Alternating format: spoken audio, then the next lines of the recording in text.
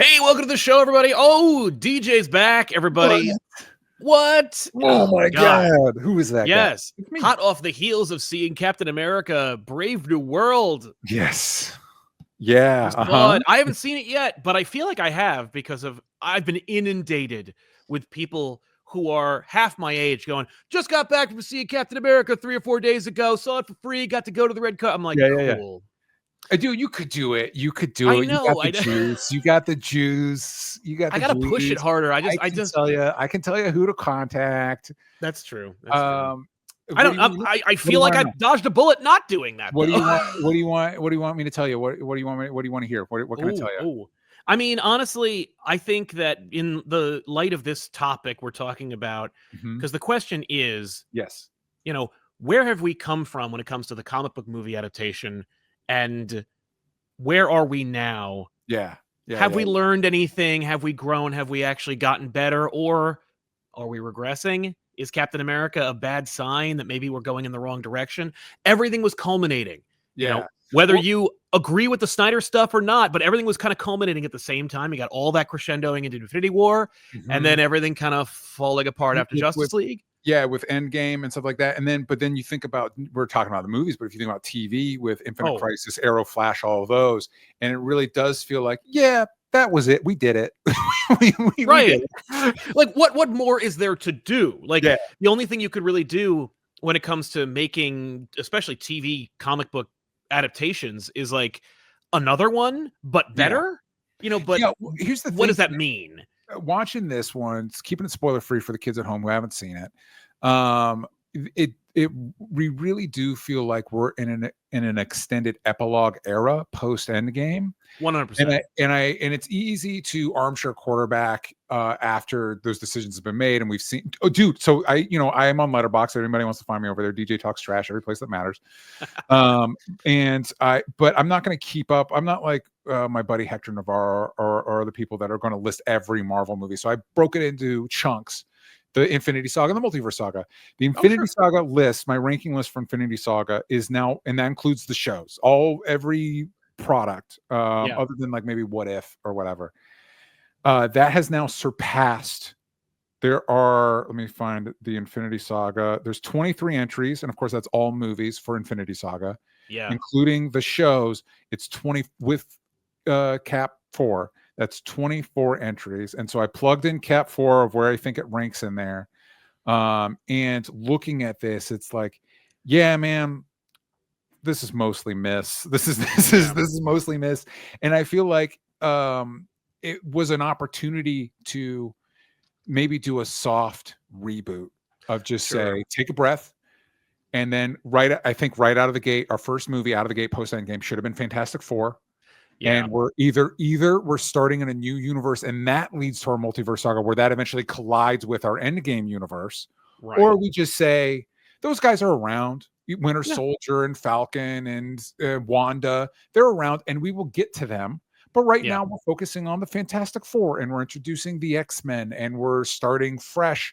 And then once they link up to our Tom Holland Spider-Mans, then you'll just because I think, by and large, there's some stuff, and I think more than ever, it's debatable which stuff clicks and works and what stuff doesn't. But you and I, for fans of us, you and I have been talking about the Spider-Man movies and over on Only Stupid Answers, the X-Men movies, and on my personal channel, Superman, and watching Cap 4 felt the most like watching one of those late, like Superman 4 Quest for Peace. No. All right. So we didn't quite have the money, or worse, we spent all that money on reshoots and stuff, and now it looks like this. And I think that's a real problem because, I mean, they have blurred the lines. When I say they, I mean like Hollywood. And the industry that like a tick absorbs all of its nutrients from Hollywood, and I am definitely in that in that category. But like the two engines that fuel Hollywood itself and everyone else, have blurred the lines between like audience member and art maker, and the stools and the tools and materials and the workbench, like all the art stuff. Like we know, at least rule of thumb is that we have to double the budget to figure out how much the movie has to make. Like, you know, I can't imagine in 1987 anyone really thinking about whether like Predator was going to double its budget so it was going to make its return. They were just enjoying a movie. Well, I was just listening to a thing to that point. I was just listening to a podcast talking about Rosemary's Baby, and I think it was made and recall, let's avoid the Roman Polanski of it all, but recall that movie at the time was considered a big hit. Yes. And that movie was made for $8 million and made $13 million and was considered a hit. I think those are the numbers. You guys can at home. But the point being that I think we don't need to get off on this thing, but we're talking about Hollywood and movies, but like culturally, we've landed in this place that you're talking about where like it's like we're being run by people with gambling addictions or people that run casinos, whatever metaphor you want to go with. That it's like this idea of like, if you don't, your movie's a failure if it doesn't make $1 billion. It's like, it's gotta hit. We gotta let it ride, baby. We gotta, it's just like we're jonesing for a fix. Yeah, I remember using another example of that. Like I remember seeing Superman Returns and by and large enjoying it. Yeah. You know, I didn't think about universes. I was just kind of just going to see a new Superman movie. Yeah. Which I will be doing again this year. Soon. Yeah. And I didn't know how much. A third time. We'll see. Yeah, who knows? Maybe a third iteration of Superman will work out. But like I thought that it was good looking. I thought it was going to be okay. I didn't know what the budget was, but I had to assume it was at least as much as Spider-Man. You know, like $200 million, which it was. And then I heard the returns are like a little shy of $400 million. So it almost made double its budget. And I was like, no, that's not bad. And they're like, oh, no, it's a complete disaster. Like, I was like, I mean, same deal with, like, I remember being, the time when it was most crystallized for me was Serenity. The Firefly sequel, where I was like, this movie is better than all the Star Wars prequels. There's no way this movie can't succeed. It only had a $25 million budget. It made $40 million. I was like, perfect. Yeah. Like, that's not what we expect anymore. We expect it to be, we need everything needs to be the biggest thing ever, infinite growth. And it's like, that's not how things work, man. And it's not just movies. I've been enjoying the video game Dragon Age Veilguard. That is the 4th iteration of that game. It's the 4th sequel or whatever. Sure. 4th part. And this is a game that was successful. It's in a competitive market, but because it's not the biggest, I mean, they spent 10 years developing and all this stuff, because it's not the biggest thing ever in the history of gaming. It's a disaster and a failure, and we'll probably never get another one. And it's like, we can't keep doing this, gang. We can't. No, and like I know that like one day there will be some like intrepid person. It won't be someone our age. It's going to be someone like from Gen Alpha. Who's going to walk into the boardroom one day and they're going to be talking about it. They're going to be like sweating bullets, and one of them is going to go, "Wait a minute, what if we made a moderately budgeted movie and we were just happy that it turns a profit?" Yeah. Like just for now, like that's like a phase for us, you know what I mean? And then we'll get back to exponential growth. But like, what if we were just like content with a profit? And that's it. You know, like kind of what the business of Hollywood is. You know, like there's a reason why there's so many effing Westerns at some point. Because it's hot out and we got a desert over there and we can shoot those things for cheap and make our money back. That's all you needed to do. We're not talking about like hitting big, time traveling and winning the, you know, on the stocks with Apple. Like it's just turning a profit and making art. That's all we need to do. And sometimes, but Hollywood never learns this lesson, man, because they keep getting examples of it. Like you think about Everything Everywhere All at Once. I was just looking up John Wick 1's budget, which I think was 20 million. Keanu Reeves' vehicle, gang. Oh wait, that's the AI version of it. Let's hope that's right. But you know what I mean? I know. I don't know the actual number, but the first John Wick was not a lot of money. And that way it could turn over a lot of, it could earn a lot of money. But we never do that because like what John Wick 4, let's see what the John Wick 4 budget was. Yeah, I will say, as comparison, John Wick 1, $43 million. So it was still more than Serenity, but like $43 million, it only made $86 million, which is double the budget. And yet we have 4 of them. We have 4 of them. Why is it that's an okay thing? And I think most of them are good. Yeah, and it's just one of those things that like the examples are out there. Is just this type of thinking has infiltrated pretty much every aspect of our culture. Well, that's true. And so everything's just eating itself, trying to chase this on. Well, it's the same. Every network cannibalized themselves to try and be the next Netflix, and all it did was make Netflix more money.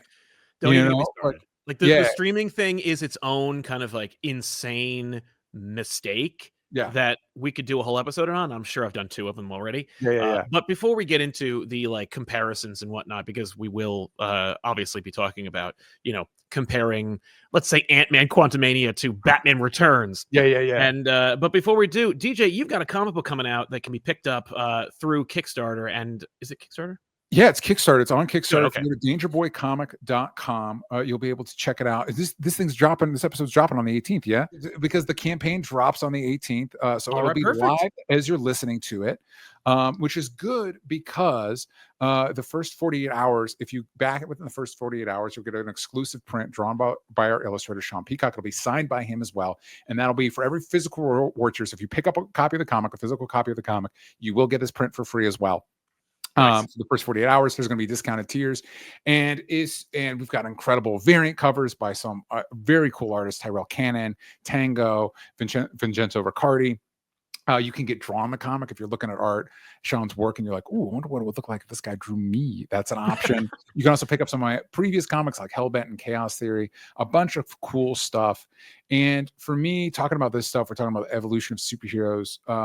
You know, I sometimes get a lot of heat for being kind of like critical of some of the superhero movies we get. But the truth is, I love the genre. But I do think there's room. I haven't seen. I wanted to push the genre forward. That's what I want to do. I've written a bunch of comics, but I haven't really done the superhero genre because I didn't know what I could add to it. But I feel like we're in a place where, you know, we've had the Silver Age. We've had the 90s boom and bust. We've had some great deconstructions like Watchmen and The Boys. And I wanted to take something from that deconstruction era and move forward. Like, what if you start in an era where, yeah, maybe these superheroes and what they represent actually isn't great. Maybe we are all kind of screwed. But, you know, because you think about, when I think about Watchmen, I think about The Boys, they kind of have that Gen X nihilism, like we're all screwed. And it's like, doesn't matter. Yeah, we're all as a millennial, it's like, that's great, but some of us have to live in the wreckage. And so, like, what does that look like? What does heroism look like in that era? In the world we live in?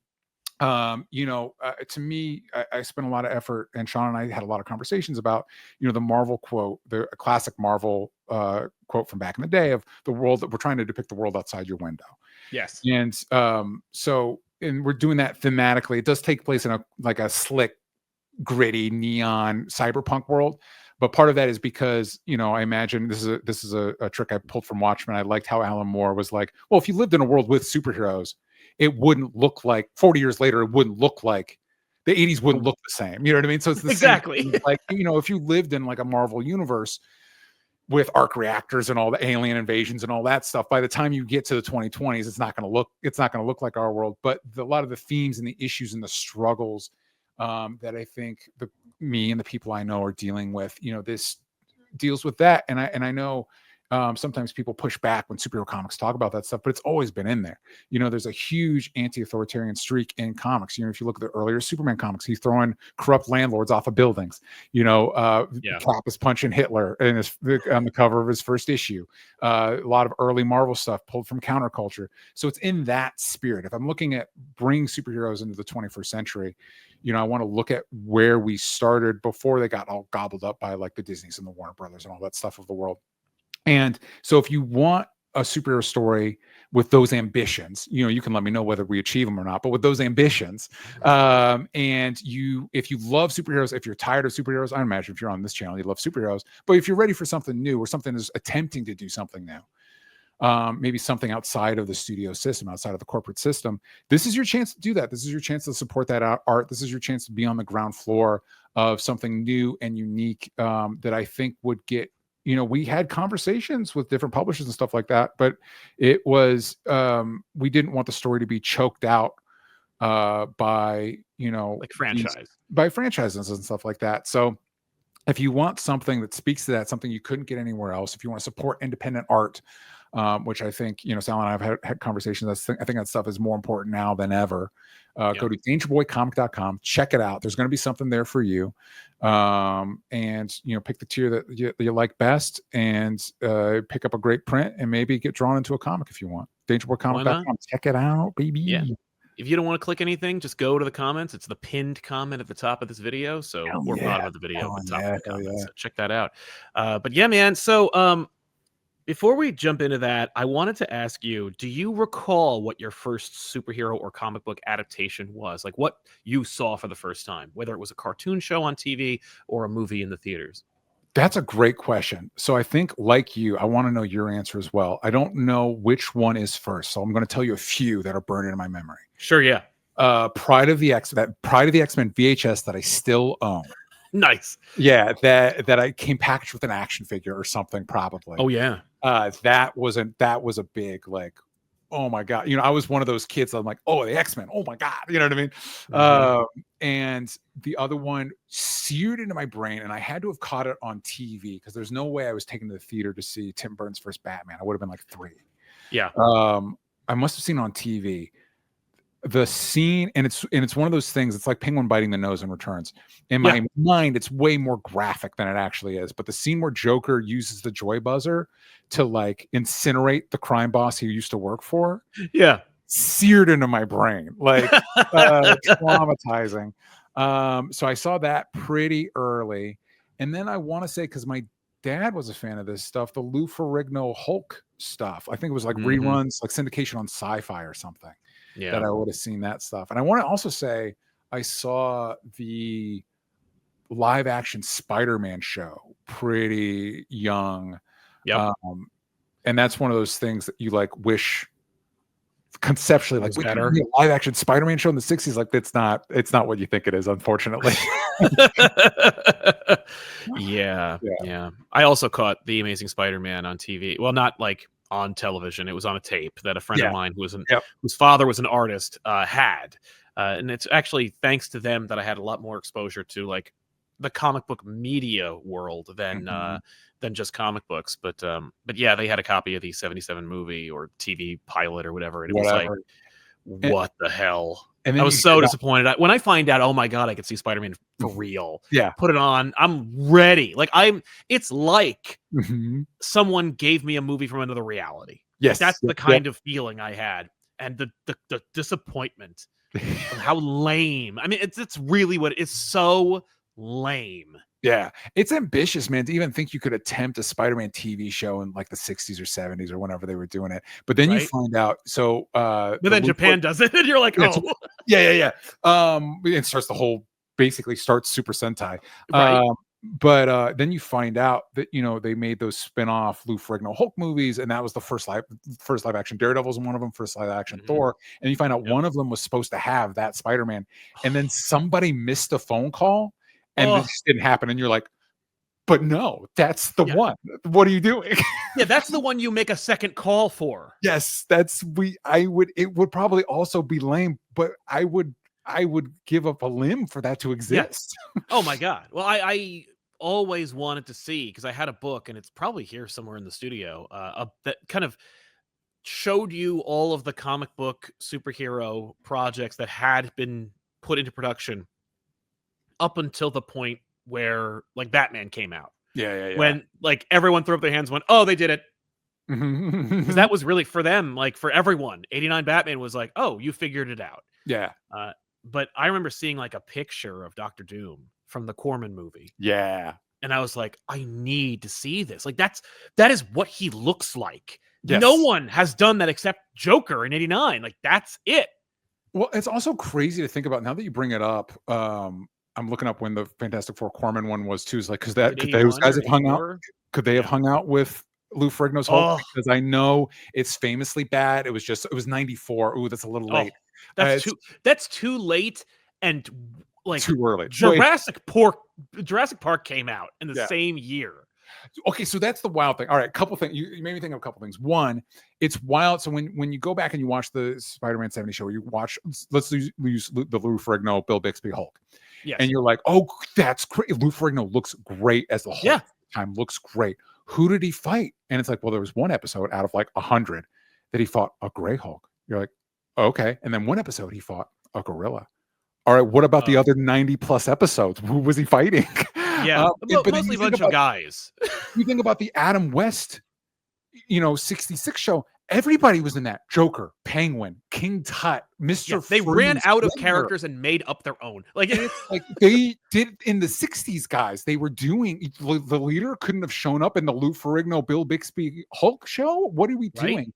But then to your point, you and I have been watching the Superman shows, the Superman movies. And I get now, like when you look back at the 89 Batman, you're like, some of it's dated and a lot, Prince, but like some of it. But then you compare it to Superman, The Quest for Peace, which came out 2 years earlier. And like, it's a revelation. Batman 89 is a revelation.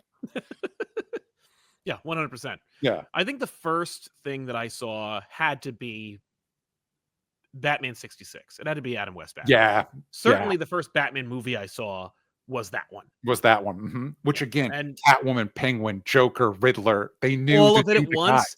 They knew to be the guys. They did the thing that like Space Jam did, where it's like put everyone at the same time, which is unexpected and is an outlier, but you shouldn't do all the time. It's actually the problem they have with the Muppets, where it's like, you know, don't put them all in one scene. We gotta do all the Muppets. We gotta do all of them. Yeah. Actually, no, it's the problem is with Looney Tunes, where it's like, oh, Space Jam put them all in one scene. I'm like, they rarely ever are in the same place at the same time. Also, nostalgia aside, sorry, kids at home, both Space Jam movies, both of them are bad. Both Space Jam movies are bad. I didn't even bother. When I saw that a Clockwork Orange characters were in Space Jam 2, I'm like, no, get out of here. But no, people were like, oh, the second one ruins the first one. First one is also bad. It's really bad. It's great if you are 9. Yeah, if you're a kid, and when I was a kid, I loved it. But when you watch it as old, this is a bad movie. Oh, this is really stupid. And Bill Murray's funny, but like because he's in it, because like there's nothing new. It's just he's Bill Murray. Yep. But yeah, man, that Batman movie, it did it. Even though all the dumb shit is in there. Well, and here's the thing, man, and as we talk about movies over the years, and granted, with the Batman franchise, there are outliers. There are debatable, but the Snyder, Batman versus Superman, Batman v Superman. Yeah. And of course, Batman and Robin, Batman Forever. I have insane amounts of nostalgia for Forever. I will defend it on those grounds, but I understand the pushback. Batman, because now I'm just thinking about how ahead of the curve Batman 66 was, because it wasn't afraid to do the villains. Like, we're going to do the colorful bad guys. That's what you're here for. Yeah, never was there a conversation where they were like, oh, that'll be too expensive. Like Penguin has a submersible that's in the shape of a penguin, and all the villains will be on it. Like, no, we can't do that. That's too expensive. They're like, what do you mean it's too expensive? It's just 6 guys in costumes. Like, we're not gonna spring for Green Goblin or a Spider-Man show. Like, come on. Anyway, it's interesting how like Batman largely feels almost again, Batman and Robin's a big outlier, but like most Batman movies good. Yeah. And I don't know what it is about. I wonder if it's like, is it just because of how inherently cinematic Batman is? Is it what is it about Batman that it's like, we get it. We know how to do Batman. Other ones we might be confused about, but Batman we get. That's an interesting question, because I've always had a theory about Batman when it comes to Hollywood's reaction and belief in Batman. Yeah. Like, Batman is a fantastic superhero. He's many different things. He's not just superhero. He's a crime fighter. He's a detective. He's like, he's a multiversal character. Like, he's done it all. Bondy type stuff with him, spy stuff, all of it. And that's the thing, is that like, I think when it comes to superheroes and comic book properties, Hollywood is kind of like, ugh, like it's at the bottom of the barrel. Hollywood is always reticent to do like an adaptation of anything that isn't like a novel. When it came to books and stuff, they were like, oh, got to get that. Every hit book also has like implicit data that they're more than happy to share that says, we know that like John Grisham will sell. We know that like Stephen King will sell. Even if I'd say 2/3 of Stephen King movies are garbage. That's being generous, I think. Right? Like, they're not good. 90% of them are bad. Checks. God bless him for not having any. She's like, sure, pay me. I don't care. I'm still making the book. Whatever. Yeah. Every once in a while, there's a good one. And even then, when I say good, I mean like, the one really good Stephen King movie is the one he hates. Which I'm like, I don't get it. But when it comes to Batman, I think that Hollywood is like, oh, James Bond, got it. Yeah, Like, I think Batman is a right. James Bond The James franchise. Bond of it, I think because a lot of the imagery is pulled from movies, like there's noir, there's old school Hammer horror, Universal horror, there's Yes. that stuff. It's in a language, and I think Batman is flexible enough. I think Superman. I think what we've learned is Superman is a character that you either get or you don't get. Uh-huh. There's a right way to do Superman, and I think Hollywood has cracked it one time, and one movie, Yeah. But I and think also Hollywood wants it's like Dune. yeah, Hollywood wants yeah. Superman to work, And God and they bless them, they won't. made Dune work, but it's like, why always Dune? But, like, yeah, I don't get like, there are a lot of other things. They're like, "Yeah, but Dune, But though." And it's like, Dune, all right. something that is so infamously difficult and obtruse, like, it's you Yeah, can't crack it, like, without skill, like, just yeah, deep and implicit skill and money. Like, you yeah. can't do Dune on a cheap budget, We you know? we whiffed it on Green Lantern once. Now that property's radioactive forever. But Dune, we're gonna keep taking cracks at. Yeah. But Dune and Superman, they're like, "I want it to work, and I'm Yeah. going to make it work." And it's like, I don't understand your obsession with this. And for them, I think Superman is just like he is the you know what it is? Superman and Jesus. Mhm. We can make a Jesus movie and we will make money. Yeah, And yeah, it's yeah, like yeah, for yeah. us, Superman is a more colorful, child-friendly Jesus. Jesus, yeah. Yeah, no, I think that's part of it. I think that's a good point. He's so iconic, but it's another thing with like Fantastic Four, man. We just keep taking swings at the Fantastic Four. We'll see how this next one does. Yeah. But again, I Oh, think Fantastic Four is another example of one that like you either get it or you don't. right. Batman, I think, is flexible enough and Yes. durable enough that there are very few. Batman 66 is campy and not serious at all, but it is beloved and iconic. Yep. The 89, very gothic, very big, very Tim Burton, beloved and iconic.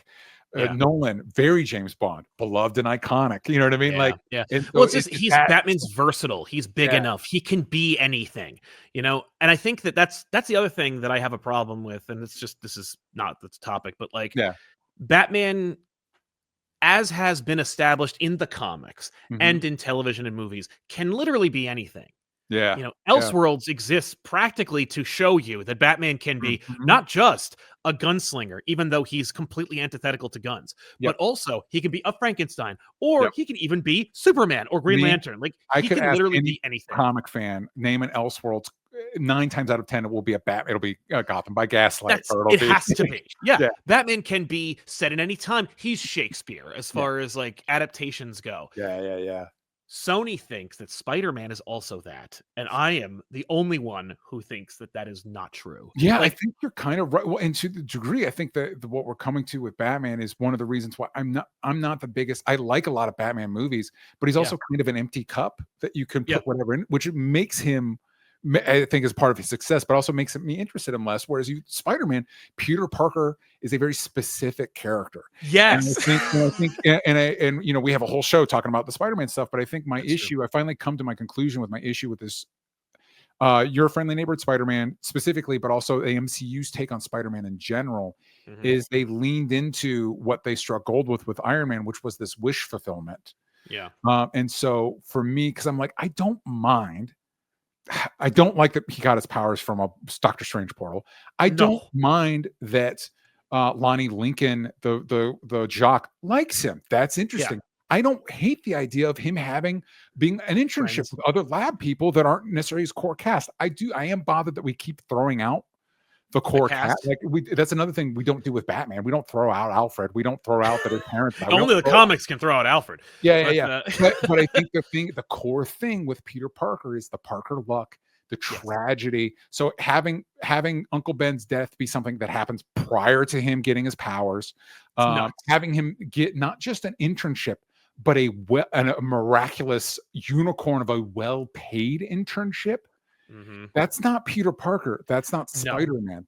It's this imaginary wish fulfillment kind of like, wouldn't it be cool? It's like Harry Potter. Like, yeah, like if he got whisked away and that's not what makes me relate to Spider-Man is, how I had a shitty job when I was 16? He also has a shitty job when he's 16. yeah, yeah. That's what I relate to. No, it's true. Yeah, Batman can be set anywhere. Like Gotham can be a pre-revolutionary war Mhm. city. It could also be a city in England. It could also be a city on the moon. Yeah. And You can even represents, because it's not real. Gotham is New York, but what is New York? It's a metropolitan area that is riddled with crime. Oh, I can find that. I can understand what that concept is. And then Batman himself is just like, Bruce Wayne doesn't allow for personality. Like, you can't, there's so many times when like Bruce Wayne does something, or Batman will have like a personality a little bit in the comic books, and people go, Bruce would never do that. I'm like, how would you know? Yeah. And you know, you look at the recent Absolute Batman, you can tweak core stuff. Like, what if Batman was broke? You know what? He still works. It still works. That's still recognizably Batman. I don't know by how bulked up he is, but you know what I mean. But like that, it's a little insane. But with Spider-Man, like, counterintuitive, like he's also broke, but he's also got the biggest Batmobile of all the Batman. It's like, well, which is it? Well, how did he do that? And he explains it, but very haphazardly, where he's just like, oh, it's not expensive to get all these materials. And I'm like, oh, so you're a thief too. But I'm not against it. I'm not against it. No, it's true. But like Peter, raised in Queens by an aunt and uncle, like already immediately. It's not like parents were murdered. I mean, they were, but like it wasn't like that doesn't matter. Like, his parents are immaterial. It's just aunt and uncle in Queens. He has these particular skills and interests. He has no friends. When he makes friends, they are by accident, like Harry. And even then, like, his best friend in the world, he hated and lived with, and hated him while he lived with him. Like, and also they like dated each other's girlfriend. Like, it was very weird, and it's very specific, very centralized, you know? Like, it's hard to go like, oh, and also here's Spider-Man from Saturn. And it's like, what the fuck? What are you doing? I mean, you can do that. It's just not Peter Parker. And I'm not necessarily even against that. Like, I think Miles is multiple Spider-Man. Miles is really cool.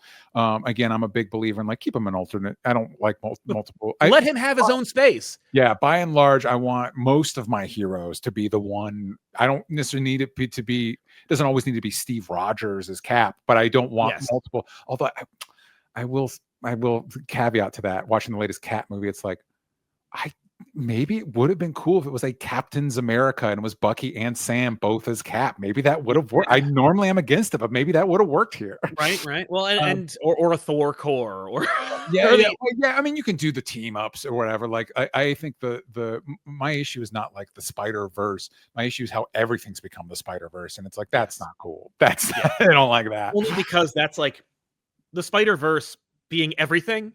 Is because Hollywood is like, we're in this mode now. You know, like, we're in the multiverse mode, or we're in the Spider-Verse mode. I can imagine there were many talks internally at Warner Brothers about getting a Batverse going. It'd be amazing to see that. But that's the one thing. I don't think you can do with Batman. I think it works. Well, they did it. Chip did it in his Batman run, and it's like, meh. Like, it doesn't hit. It's not as exciting. It's not as fan favorite. Like, here's how it could work. It could work in a Justice League movie. I think back to a cover. It's talking about stuff seared in my brain. There's a 0 Hour. I don't know if it's a Batman comic or a Superman comic. It's a Man of Steel comic. Okay, it's Superman surrounded by all the Batman, like including the Dark Knight Batman, stuff like that. So if you're following another character, like if it's a Justice League movie and they're having to bounce off multiple Batmen, I'm not talking about that awful Flash movie. A good movie, a good one, but you know what I mean? Like another. That, you know what, that movie could have, for a scene, I'm not gonna derail us on the Flash. Sorry, I'm not gonna do it. But you could do like a scene where they're bouncing off multiple Batman, or multiple Batman are bouncing off each other. But it's not.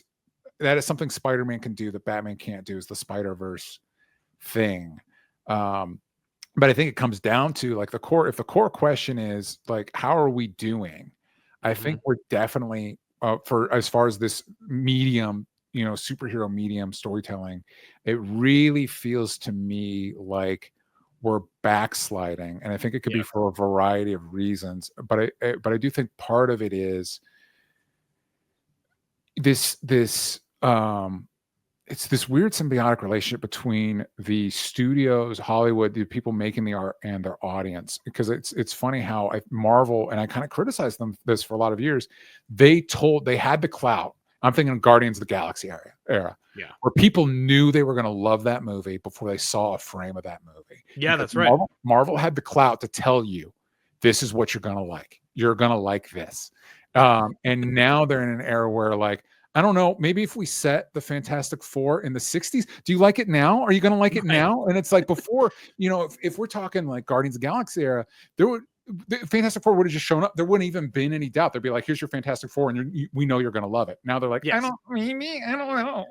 Yeah, no, it's true. I mean, there is an expectation that is here now in a, like, I call it the post Quantumania period, because Quantumania is like is when I had the same experience that I had like in certain like other previous maybe non-Marvel movies where I went, none of this is any good. Like this is was Quantumania. I can't remember. Was that pre Love and Thunder, post Love and Thunder? I think it was. Oh my God, that's good. Thunder. That's interesting because also Love and Thunder was another one where I'm like, this is just Quantumania for Thor. Like this is inexcusably bad. And I mean, people were like really mad. Like, oof, we've lost it. Oof, we've lost. You lost the narrative, and it's like, how is that possible when I was just praising, Batman 66 for having all these villains who all look and act like they're villains in a goofy way? Isn't that the thing I want? Don't I want the thing that looks like the thing? Don't I want? I mean, in Thor: Love and Thunder, Eternity appears, and he looks just like Eternity. But I think the thing is, it's that emotional investment, and it's funny because I've been, there was things to criticize the Marvel movies about even at their heyday.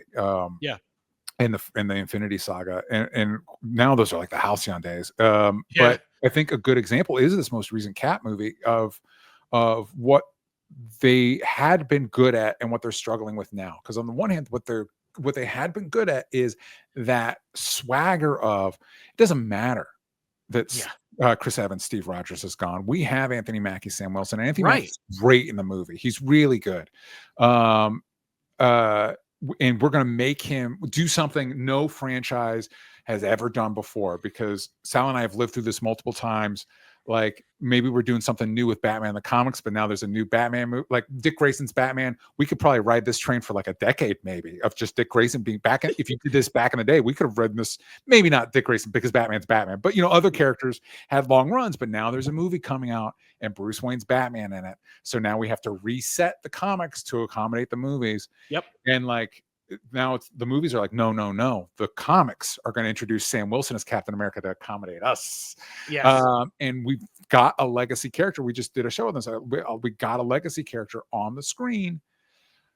So they've got that confidence. That's what they used to. You're going to love Guardians of the Galaxy. We're going to make you love Thor. We're going to make you love da-da-da.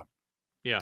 But they reshot it and recut it and re-edited it to death, and now it's like this is nothing. This is nothing. That to me tells me there is no confidence. That says it's more like a fear.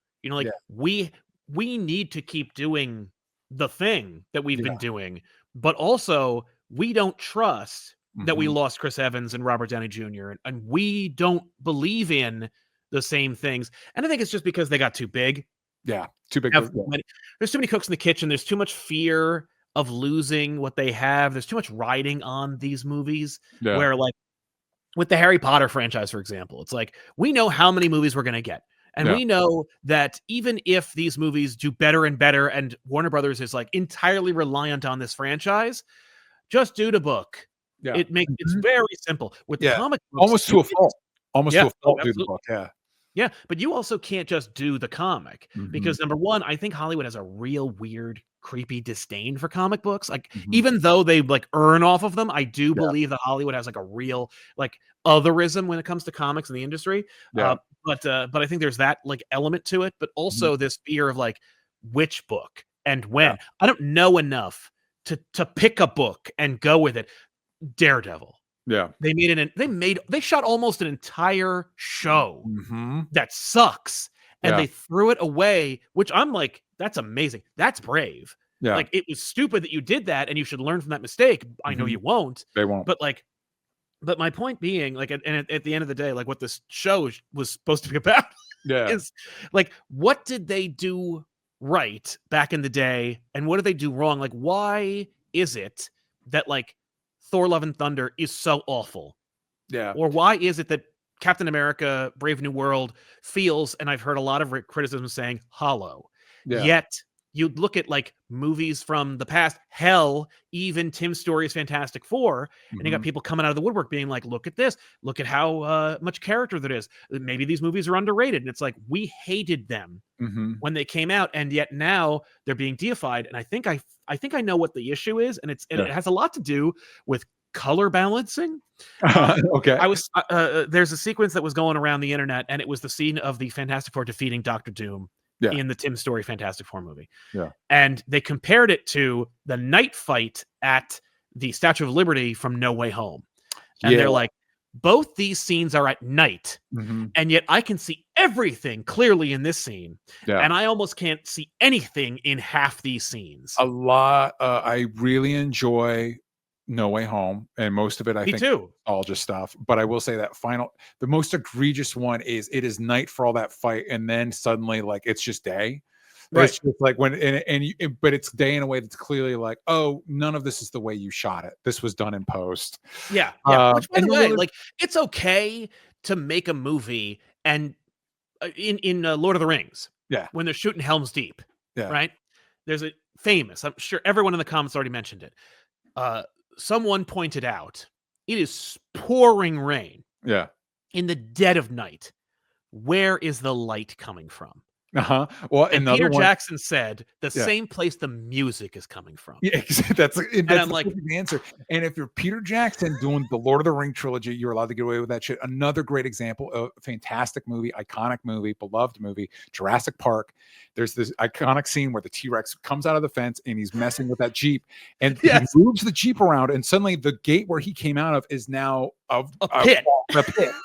And I didn't notice until 30 years later or whatever. I'm like, wait a second. Like, I was watching this at all. I'm like, wait a second. He walked out of here. Yeah, what happened? And now we're plummeting. Everything about the movie, that sequence works so well. It just doesn't matter. Yeah, you're pulled in, not just because of the spectacle, but also because you give a shit about the lives in the car. And it's like, it's a combination of filmmaking and lighting and stuff like that. But so you were talking about the color balance. You were talking about the comparison between Tim Story's Fantastic Four and No Way Home. Right, exactly. Like, the issue is like, the reason that it feels like it's hollow, and why we're like kind of exalting these movies that we otherwise dismissed 30 years ago is because 30 years ago they were trying to make a movie. They were trying to line their pockets, but the same way that they always have, but not in a way where they're like, if we don't make a bill, it's the total and egregious greed. Like this, if we don't make $1 trillion on this one movie that's going to also kickstart 3 other movies, then why are we even bothering? And it's like, yo,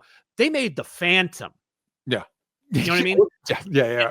And The Phantom looks fantastic. Yeah, I actually have a lot of nostalgia for Phantom. I have a lot of nostalgia for Billy Zane. I do not. I have nostalgia for it. Yeah, I understand, but like, the thing is, I guarantee you, some idiot on TikTok is going to go like, "Have you ever seen Billy Zane's The Phantom?" That's right. The guy in the background of Back to the Future is also a superhero, and it's like gorgeously shot, and it's beautiful sequences, and these like great sets and action set pieces.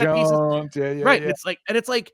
The movie ain't great. Yeah, something about Hollywood's big push post Batman, that instead of doing superheroes, they decided to do pulp heroes. Really ingrained on me. Phantom, The Shadow, Rocketeer. Yes, Alec Guinness is there. Alec Baldwin's The Shadow. I do have a lot of fondness for The Shadow. I don't know whether it's good or bad that I've never seen Alec Baldwin's The Shadow, but I do. I've seen enough of it to go like, there's no way. No way. But yeah, I think it comes down to what you're talking about. I think what makes a good superhero is what makes a good movie, and is having a good perspective, a strong perspective, a reason to tell the story. And I think Marvel, it's interesting because what you're talking about, it's that balance, because on some ways, Marvel made its bread and butter, the MCU, Marvel Studios, on doing the thing. Just do the thing. And they were very much like about the character. I remember there was always the thing they were talking about. They were about the character, and they had a strong hand behind the wheel. And it wasn't necessarily any one director; it was Kevin Feige. And I think it is a situation of being maybe a little too big for the britches, a little too everything post pandemic. Everybody's kind of lost their mind, and like, how do we make things like there was before? As opposed to just like, I don't know if they went into this Sam Wilson Cap movie with a strong perspective on what we want that story to be, and then it got cut away because the studio was like, "Oh no!" Right. This fear of like, what if it says any one thing too declaratively and it alienates a particular demographic? Our movie with a black man dressed as the American flag fighting the U.S. president at the White House is too political. We need to change it. You know what I mean? Like, what could you possibly change to make that not the thing I'm looking at? Yeah, and they had that clear perspective all the way through Endgame, and then there's this question of like, now what? And I think combined with, and this might be the other thing that really killed them, is this idea of like, well, now every Marvel movie needs to make as much as Endgame. And it's like, that's a very specific set of conditions you created. Yeah. So maybe your next movie maybe you spend as much on your next movie as you did for Iron Man 1, and it needs to make as much money as Iron Man 1, and maybe start from there and build to another Endgame. Oh, that's not how we do things anymore. Oh, well, then you're going to have problems. You're going to have problems is what's going to happen. Then you're never going to have another Endgame because no one's going to be excited enough to show the F up and watch your big movie. Yeah. The Marvel Cinematic Universe was like the reason why it sets itself apart from movies that predated it, like the 1990 Captain America movie, or any Superman sequel, or any Batman sequel for that matter, is that like those are made for different reasons, and the focus. But honestly, even the movies that I mentioned have a theme and a focus and a protagonist, and the MCU was like, well, what if we enjoyed the world we were living in? Because like the world itself has like character and it has like a direction. Iron Man is not, what if Iron Man was real? Yeah. We believe he's real, and people felt that way because of how convincing and compelling the story is.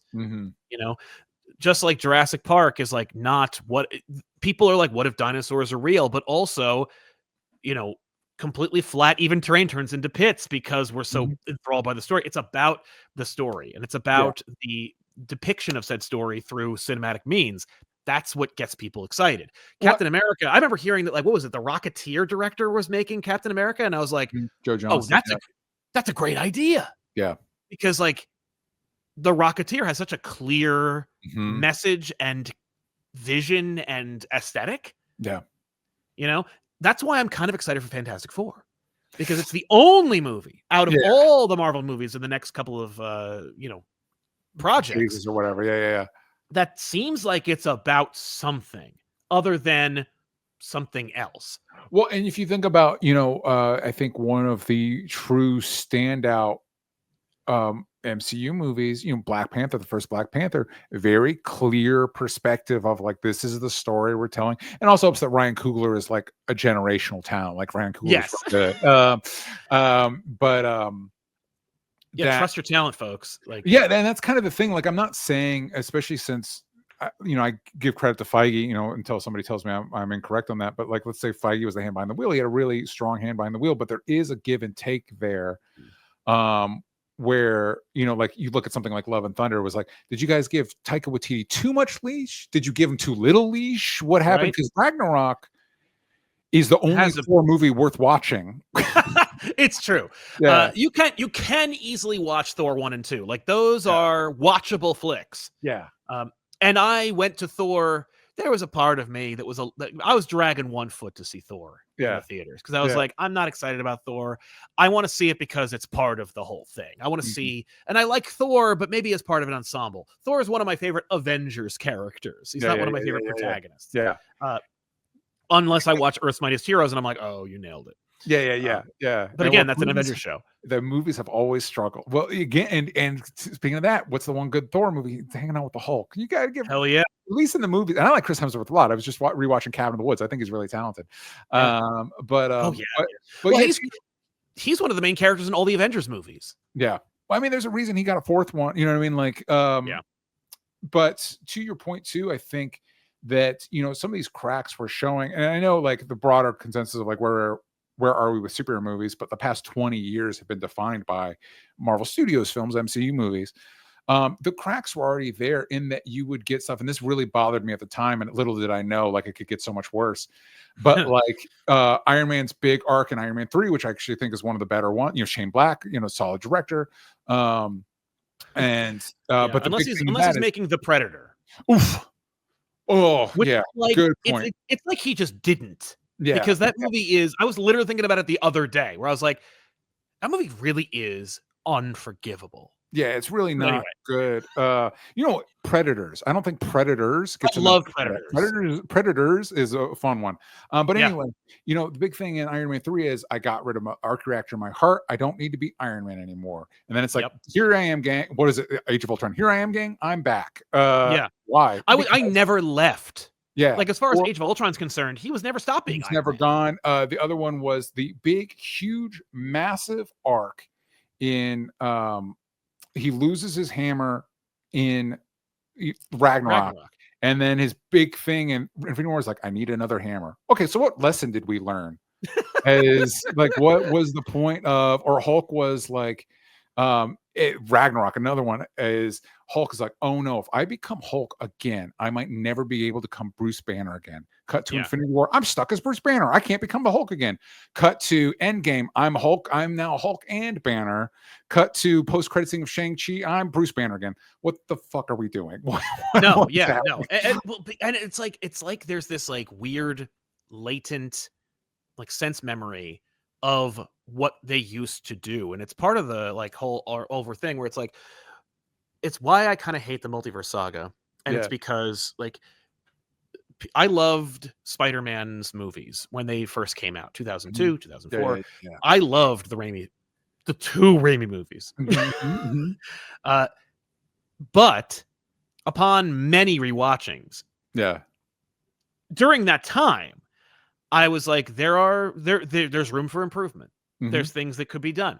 Do I love Spider-Man 1 as like a, you know, like an example? You know, like it fits in like a glass case, like Superman the movie. Like, we've talked on other shows where I was like, I think Spider-Man 2002 is like a better version of Donner's Superman. Yeah. It's like you took all the things that work and you did it again. But what are the things that make it work better? More comics. More comic accurate shit than Dick Donner. Yeah. But maybe have a slightly more solid handle. What are his powers? How do they work? But like, I remember in Spider-Man 2, I'm like, I think Peter is emotionally abusive. And people's takeaway for Spider-Man 2 right now is Mary Jane is the worst. And I'm like, that's the read? Dude, that's the same thing. I don't know. I don't know if you were watching Breaking Bad when it was on the air, and everybody was, Skylar sucks. It's Skylar sucks. And I'm like, this woman is right. Her husband's cooking meth. He's not the hero. No, he's not. And especially if you know, for people that watch more of that show, because when I was feeding the baby, I started rewatching Breaking Bad.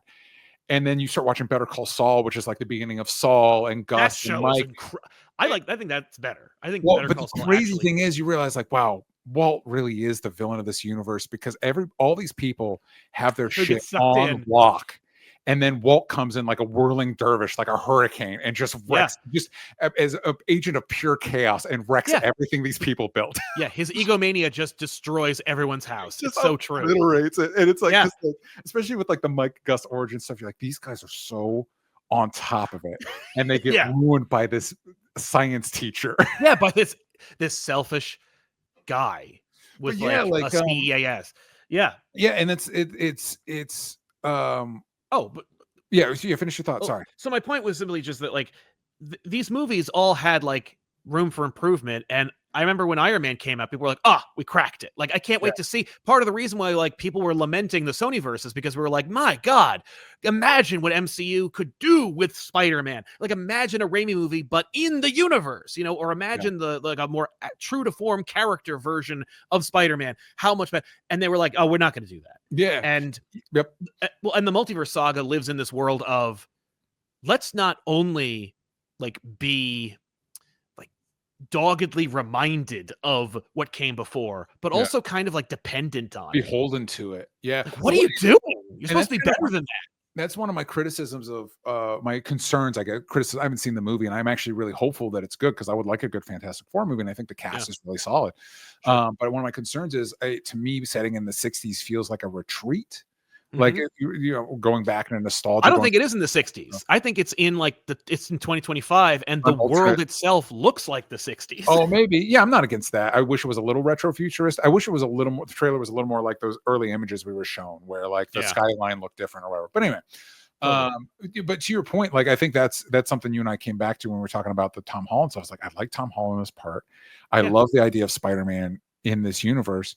I want to see Gwen Stacy in this universe. I don't want Zendaya to be MJ. I want her to be Mary Jane. Like, just let her be. Because the problem with MJ, and anytime they introduce a character like that, there's nothing to the character. I don't know what her likes and interests are. I don't know what she sees in Peter. I don't know any that. There's nothing there. You know what I mean? Like the moment when Mary Jane, Kirsten Dunst's version of Mary Jane says, "I want to act on stage," like a tear rolled down my cheek because the thing was happening. And what and what required Peter. It didn't matter that Peter was a superhero. What mattered is that he understood Mary Jane, understood what she wanted. And truthfully, I kind of like, you're totally right in that those Sam Raimi Spider-Man movies are not perfect. That Spider-Man 1, because, you know, I was like 15 or something when it came out, and my brain is bulletproof. Like it is a foundational text inside out. One of the towers in my brain is that Spider-Man movie. But you could have with Tom Holland's ones improved upon it. If you just it's like, don't throw everything out with it. But more importantly, it's that same thing of, I think the reason No Way Home is my favorite of the Tom Holland Spider-Man movies is because of the tragedy at the core of the character. And they understood that, and that movie clicks. The first third of that movie, in my opinion, is not very good. It's not great. No, no. All the fun or fear or problems. Like I shouldn't have been so concerned at the end of Far From Home when they revealed his identity, because I was like, this ruins. I was like, this ruins everything. Like, and we're gonna be in this weird phase where like he has no, like, what are we gonna do? And they're like, oh, we're not gonna worry about that. Like, not only we're not gonna fix it. We're not gonna worry about that. We're just going to yada yada right over it. But then once you get into, they understood he has the biggest tragedy of his life, which is not Tony Stark dying. It shouldn't be. Tony Stark is not his Uncle Ben. Get out of here. When spoilers for No Way Home, when Aunt May dies, and they hold the smartest instinct, and I don't think the other multiverse movies get this. The smartest instinct that movie had was holding on to Andrew Garfield and Tobey Maguire until Tom Holland was at his lowest. And they get to come in and say, hey, here's what being Spider-Man is. And there's got to be part of comic fans like you and me. They're like, yeah, finally. Yeah, finally. Because I want he is hanging out with Iron Man and the Avengers. I want Tom Holland to be Spider-Man. I remember when he shows up in Civil War, it's like, this is the moment. And he's never as much Spider-Man as he is in those moments. That's right. The most Peter Parker that Tom Holland ever was. And I like, by the way, he's doing his own thing. But the most Peter Parker I've ever seen him in is when he's in the donut shop at the end of the movie. Like, he is wearing his college period clothes. He's like, he has this like security, but this tragedy that's like behind his eyes, where he's like, boom. Like, he's like he's seeing a life he could have, and he's like, can't have that. And I guess I'll just have a Danish, because you know. I think to your point, and again, we're talking about superhero movies. It's a genre we love. We've made careers talking about it. But it always comes back to the same thing about trying to tell, you know, an honest story that you can't view it as product. And I think we're in an era, and it's not just, I think the biggest offenders in this, as much as, again, now you look back at the Infinity Saga, it's like, man, in hindsight, shouldn't have been so hard on it. But you look back at, I think some of the biggest offenders are Marvel and Netflix, of this idea of, we view this as product. And sometimes that product, if the right elements get introduced, can turn out, you can get a Black Panther, or the first Wonder Woman movie, or you know, like, or eventually you get an Endgame. You know what I mean? Or even an Iron Man 3, which is a very deliberate movie. Iron Man, exactly. But again, you think about the Dick Donner Superman movie. Think back at the Raimi Spider-Man movies, which you know, like we just said, we love, but you know, it's decades since, we can do other things.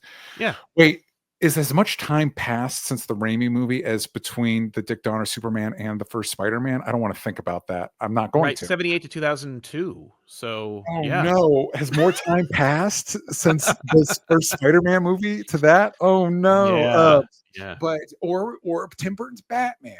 Those are all on some level product. But on the other hand, Dick Donner wanted to tell a Superman story. Sam Raimi wanted to tell a Spider-Man story. I don't know that Tim Burton wanted to tell a Batman story, but he wanted to do his own thing. He wanted to tell at least one. Yeah, but his own thing at the time was really cool. It was very unique to the time. And to your point, like, look at the Joel Schumacher movies. Schumacher doesn't necessarily want to be a Batman director. He wants money. Yeah, and he was specifically, in his defense, he was specifically told, oh, no, I guess the quote is him, like, hey, we're selling toys. But the reason he brought on was, we didn't sell enough McDonald's toys with the last ones. Like, he's aware. Like, the dude made Phone Booth. He knows how to make a movie. It's not just, like, it's not all goofy bullshit. Dude, but he was like... Lost Boys is great. Yeah, like, he knows how to make, like, a serious, dark, noir-y drama. Yeah. He could do a cool Batman movie. But he's like, no, he's a really good director, and he also is really good at taking direction. And he's like, oh, goof it up? Got it. Like, yeah, I could dial up the stupid. Plus, he liked the original Batman show, so he, like, was informed by that. But like, those movies, you know, if they don't hold water, it's because even then it has a clear direction, but the direction is directed by McDonald's as opposed to his own heart. And so to that point, like, you know, Julius Ono directed the new Captain America movie. I don't even know. Can you name the directors of like any of the last like 3 or 4? I mean, like you reminded me of Taika Waititi made Thor: Love and Thunder, and I was like, oh right. Like I just assumed Peyton Reed made all of those movies. yeah. And I think Peyton Reed should be like an Alan Smithy, where it's like, oh, that's just the name we give to people. And I don't, you know, I the only other movie I've seen of Julius Ono was the Cloverfield movie that was dumped straight to Netflix after the Super Bowl. It's real bad. Yeah, it is. It's not great, but I don't know if he came into this like, I want to tell a story about Sam Wilson's Cap, or if it's like, hey man, we're just selling toys here. Like we're just selling, you know, or if they all came in with that. And then the studio came in after and recut the movie to sell more toys. Like I don't know what the situation is, but I can tell you the part of that movie that stands out is Anthony Mackie as Sam Wilson. And the impression I get, I don't know him, I've never met him, but the impression I get is because he understands, like he's telling a story. Like this Sam Wilson as Cap matters. It matters on some level. If nothing else, it matters to him. And so that part works. Like that aspect of it works. Like him as Cap, it's like I'd watch more because they do a good job. There's a situation where he gets in a fight with somebody that comes back and he's like, I decided to come, since you don't have powers, I decided to come after you when you don't have your costume. And he's like, you're right, I don't have powers, I don't have the costume on or whatever, but all that does is make me meaner. That's different than Steve. You know what I mean? That's a different, and it distinguishes him from Steve. And it makes me like, and that part of the movie works where it's like I have to approach every engagement I come into different than Steve Rogers. Yeah. Because I don't have super soldier serum. Yeah, I'm not, you know what I mean? Like I'm not invincible. Like, you know what I mean? Like, I'm a black man in America without superpowers, man. It's just it's a different game for me. It's gonna be a different fight. Yeah. It's true. So that aspect of it, but these movies as product, I think killed what worked about them. Yes. And I think thinking everything as product has killed the way we think about everything, kind of like we just need to break out of it. We need to not only that, but it's that, and like it's about like language, and it's about like saying, you know, we don't call them film, we don't call them movies, we call them content. Yeah. And we've diminished everything that's produced creatively by people as content. And it's like when you do that, words matter, and they hit your brain, and it's been short enough time where we remember other words for like other things. If someone said like, oh, the Louvre has tons of content you can check out, like it would break someone's freaking head. Yeah. You know what I mean?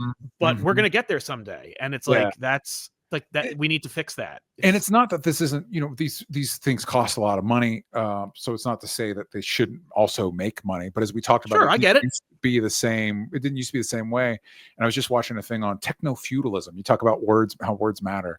Yeah. And how it's like we're basically all working, just like feudal workers worked land they didn't own. We're all working on the content farms of our overlords. And if you want to see a comic that deals with that subject, go to check out dangerboycomic.com. It's just, you're right, man. Like the words we use matter. And it's not that, there aren't artists that, break through these systems. It's just a balance. In some ways, it's just a balance. And I do think we're in a stage that we have a lot of people that are like, well, we need to get back to the balance there was. No, I think we've shifted so hard in one direction. We really need to course correct. Like we really need to push hard back on all this stuff. Us enjoying this stuff, like Sal and I enjoy, but the reason we do what we do is because we enjoy this stuff.